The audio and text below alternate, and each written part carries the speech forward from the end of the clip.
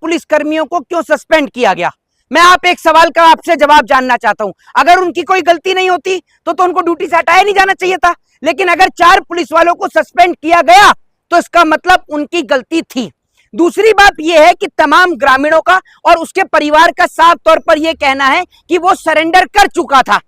जब उसने सरेंडर कर दिया तो उसके बाद आपको एनकाउंटर करने की क्या जरूरत पड़ी? आप मुझे सवाल का जवाब दीजिए ना। और बड़ी बात यह है कि भरत भूषण तिवारी का जो एनकाउंटर हुआ है उसके बाद एक भी हिंदू संगठन का कोई भी व्यक्ति बोलने का काम नहीं कर रहा। सिर्फ वो व्यक्ति नहीं बोल रहा जिसकी सदस्यता भाजपा से नहीं है, वरना चाहे मुसलमान हो, चाहे वो दलित हो, किसी भी जाति, किसी भी धर्म और किसी भी मजहब का व्यक्ति हो, कोई भी व्यक्ति हो, हर एक व्यक्ति भरत भूषण के लिए आवाज उठाने का काम कर रहा है। आप जी एडवोकेट हैं, आपको क्या लगता है जो एक गुंडा और एक माफिया जो पिस्तौल अवैध रखा है उसका एनकाउंटर नहीं होना चाहिए? मैं आपसे ये कह रहा हूं, एक और तो आप उसको ये कह रहे हो कि वो मेंटली डिस्टर्ब है। अब मुझे आप ये बताना, अगर किसी का मानसिक संतुलन ठीक नहीं है तो आप मुझे ये बताइए कि क्या उसको सजा दी जा सकती है, क्या उसको मारा जा सकता है? और जब आप अरे छोड़ दिया जाएगा समाज में? ऐसा है जो आप इतनी परोकारी कर रहे हैं ना, इधर आइए, फिर मैं आपको फोन खोलकर दिखाता हूं कि जो पुलिस वाले सस्पेंड करें। तुम ज्यादा समझदार हो, हैं? तुम ज्यादा समझदार हो क्या? ये अपने आप ही अपनी जो समझदारी तुम दिखाते हो, ये भौंपू लेकर हर जगह चल देते हो। भाजपा को कितनी पैरोकारी करोगे? अगर वो गलत था और पुलिस वाले सही थे तो इस देश के अंदर इतना बड़ा जंगल राज हो गया कि पुलिस वालों की नौकरी चली जाएगी।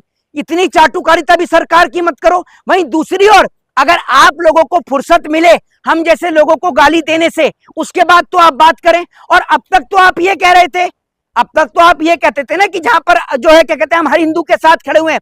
तो भरत भूषण तिवारी जो है वो हिंदू था और हिंदू राष्ट्र की मांग भी उठा रहा था, हिंदू राष्ट्र की मांग भी उठा रहा था। अब उसका एनकाउंटर हो गया, एक भी हिंदू संगठन उसके घर पर नहीं जा रहा। अब उसके परिवार का खर्चा कैसे चलेगा? मैं आपसे ये पूछना चाहता हूं, आप मुझे ये बताइए। और बड़ी बात यह है कि वैसे मैं किसी जाति, किसी धर्म और किसी मजहब की बात नहीं करता, मैं बड़े गर्व से कहता हूं कि मैं भारतीय हूं। लेकिन मैं उन लोगों के लिए कहना चाहूंगा जो ये कहते हैं कि हम ब्राह्मण हैं और भाजपा के ब्राह्मण हैं। अब वो भाजपा के ब्राह्मण कहां गए कि जब भाजपा के राज में ब्राह्मणों के एनकाउंटर हो रहे हैं? और ये पहली बार नहीं है, बिहार तो आप देख लीजिए, उससे पहले आपने उत्तर प्रदेश देखा होगा। उत्तर प्रदेश के अंदर आप भूल गए कानपुर के पूर्वांचल देहात में किस तरीके से बुलडोजर चलता रहा और मां और बेटी जल के राख हो गए, वो आप भूल गए। और आप मुझे बताइए, विकास दुबे, कमलेश तिवारी की हत्या कितने गिनेंगे आप? ये बताइए ना आप मुझे, सम्राट कितने गिनेंगे? सम्राट चौधरी शपथ लेते हुए कह दिया था गुंडा और माफियों का राज यहाँ पर खत्म। ऐसा है, आप पहले तो आप मुझे ये बताइए, भारत से हैं या किसी और अन्य स्टेट से हैं? सिर्फ मुझे ये बताइए, भारत से हैं कहीं और से हैं? बाहर से हैं? बताइए पहले, उसके बाद मैं आपसे प्रश्न पूछूंगा। आपसे सर्टिफिकेट लेने की अरे मेरे से सर्टिफिकेट नहीं, अगर भारत से, अरे सुन, अरे मेरी बात, सीधा सवाल का ही जवाब दे रहा हूं। अगर तुम भारत से हो तो तुम्हें ये नहीं पता, खुद ये बिहार से आता है, क्या सम्राट चौधरी का इतिहास नहीं जानते या अपने गृह मंत्री का इतिहास नहीं जानते? सम्राट चौधरी के ऊपर खुद कई मुकदमे चल रहे थे, वो लोगों को इंसाफ देगा है? अभी आपने देखा नहीं, उससे पहले एक यादव की जो हत्या हो गई थी वो आप भूल गए?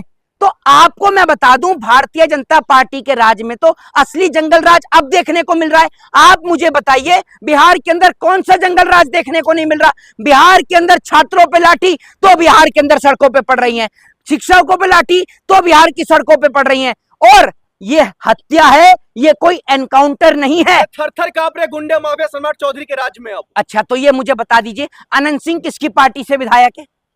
सम्राट चौधरी के ऊपर कितने मुकदमे थे? आप मुझे बताइए ना। ये पत्रकार वो पत्रकार हैं जो सरकार की चापलूसी करते हैं। मैं आपसे कहता हूं महोदय, अपना कैमरा छोड़कर यहां सामने आकर प्रश्न करिए ताकि पूरा देश आपका चेहरा देख सके। आप किस पार्टी को डिफेंड करने का काम कर रहे हैं?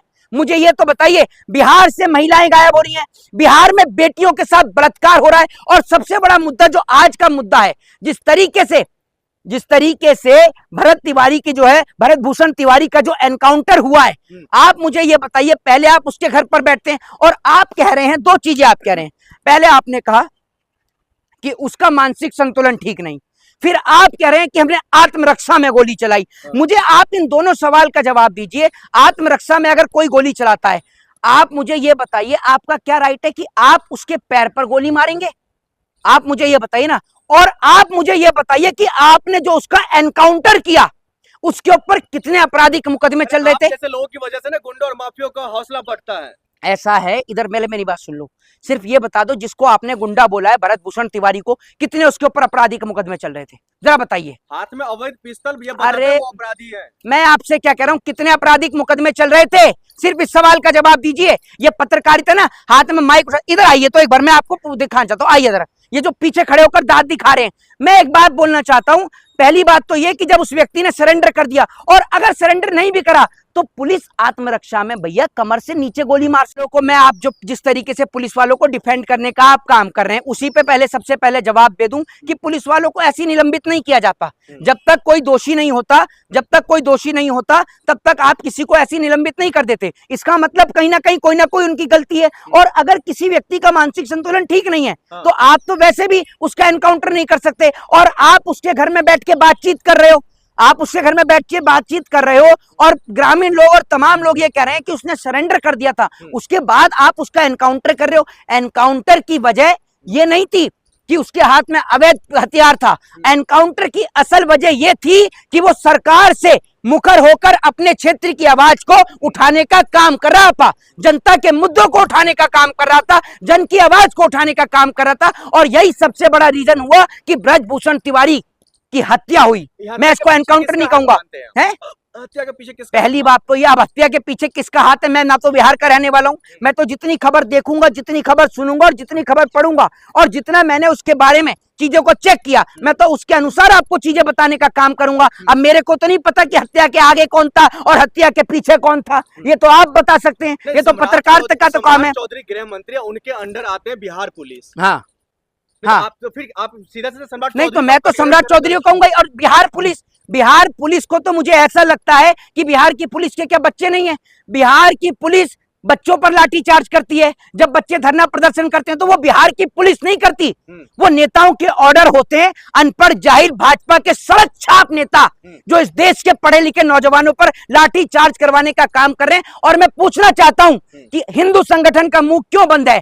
गाय को राष्ट्रीय पशु पर हिंदू संगठन का मुंह बंद, चंदा चोरी पर हिंदू संगठन का मुंह बंद, ब्रजभूषण तिवारी की हत्या पर हिंदू संगठन का मुंह बंद। क्या अपराधी जब मुसलमान होगा तब या बेल दे, ये मतलब जज का काम होता है, न्यायालय का काम होता है। जिस तरह से बिहार में काउंटर हो रहे हैं, चाहे वो यादव समाज का हो, चाहे वो पासवान समाज का हो, चाहे वो राजपूत समाज का हो, चाहे वो दलित समाज का हो, ये दर्शाता है कि बिहार में एक तरह से समझिए कि कुशासन की सरकार चल रही है। न्यायपालिका को बंद कर दीजिए, आप मतलब अदालतों में ताला लगवा दीजिए। माफियों का हम समर्थन नहीं करते हैं, फिर लॉ एंड ऑर्डर को स्थिति में रखने के लिए प्रशासन को काम करना चाहिए।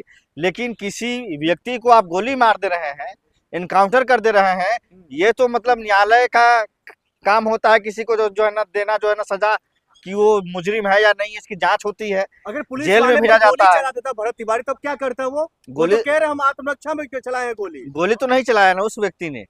अगर उसको गोली चलाना होता तो कब का गोली चला दिया होता। लेकिन उसने गोली नहीं चलाया, उसने मैसेज दिया, और उसने मैसेज में कहा कि जो भी नेता वादा करते हैं उसको वादा को जो है निभाना चाहिए।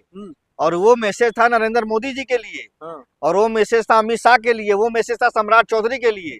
बिहार के युवाओं से जो रोजगार का वादा किया गया है, अब वो बिहार के युवा पूछ रहे हैं कि आप हमें रोजगार कब देंगे। तो प्रशासन रोजगार देने के बजाय उनको हाथ में हथियार थमा दे रही है। सम्राट चौधरी पहले ही कसम खाए थे, मेरी सरकार बनते ही, जब मैं मुख्यमंत्री बनते ही जो है सबसे पहले गुंडा और माफियाओं को ठिकाना लगाएंगे। एक चीज बताइए, सम्राट चौधरी की औकात है अनंत सिंह को जो है ना इनकाउंटर कर दे? अनंत सिंह तो खुलेआम किसी शादी में गए थे, वहां खुलेआम हथियार लहराया जा रहा था, तो वहां पे इनकाउंटर क्यों नहीं हुआ? क्योंकि वो जो है ना जेडीयू के विधायक हैं, सत्ताधारी दल में जो है ना संरक्षण उनको मिलता है। और भरत तिवारी जैसे लोग निष्पक्ष लोग हैं, जनता की आवाज उठाते हैं। दलित को उन्होंने बहुत सारे लोगों को अपने गांव में जो है बसाया भी था। और जहां की ये हुई है जो है ना, ये बहुत गरीब स्टेट है बिहार। और बिहार में जिस तरह से इनकाउंटर हो रहे हैं, दरोगा जी दारू पी करके इनकाउंटर कर रहे हैं मुजफ्फरपुर में, बेकसूर आदमी को मार दे रहे हैं गोली। आपने देखा नहीं मुजफ्फरपुर में किस तरह से एक निर्दोष आदमी की हत्या कर दी गई? लेकिन जितेंद्र जी, सवाल ये है, तो वो लगातार कह रहे हैं हम गुंडे माफियाओं को नहीं छोड़ेंगे, वो अवैध हथियार रखा था, तो ऐसे में कैसे भरोसा करते हैं? तो पुलिस तो बार बार यही बात, गुंडा माफिया सबसे बड़ा तो भाजपा और जेडीयू में बैठा हुआ है। अनंत सिंह को जो है ना कम एनकाउंटर करेंगे। अनंत सिंह तो अभी कुछ दिन पहले दुलार चंद यादव की हत्या में जेल में बंद था। उसके बाद जब बाहर आया तो एक शादी में गया, वहाँ खुलेआम लोग हथियार लहरा रहे, FIR हुआ। FIR होने के बाद क्या हुआ, वो आज भी जेल से बाहर है। तो प्रशासन सिर्फ गरीबों के लिए है या सिर्फ सबके लिए एक बराबर होना चाहिए प्रशासन का सम्राट चौधरी का रवैया? प्रशासन सबके लिए बराबर है, बस गुंडों को छोड़ करके। तो क्या अनंत सिंह क्या देवता हैं, विष्णु महाराज हैं, राम जी हैं? उनका एनकाउंटर क्यों नहीं हो रहा है? अनंत सिंह को टारगेट क्यों कर रहे हो? मोकामा के हीरो हैं भाई माफिया बदमाश चाहे है कुछ भी हो, उसको माफिया कहा जाएगा। बदमाश है वो आदमी, हथियारों का वो हथियार, दुलार चंद यादव का हत्यारा है वो। खुलेआम उसने आचार संहिता के उल्लंघन का मामले में उसने जो है गोली चलवाई और रोड से हत्या कर दी गई दुलार चंद यादव का, वो जेल तक गया उसमें। लेकिन कुछ लोग कह रहे हैं भरत तिवारी गलत इसीलिए नहीं थे क्योंकि पुलिस को बाद में सस्पेंड भी किया गया, कई पुलिसों को। सस्पेंड करने से न्याय नहीं मिलेगा, सस्पेंड करने से न्याय नहीं मिलेगा। न्याय मिलेगा जब उनके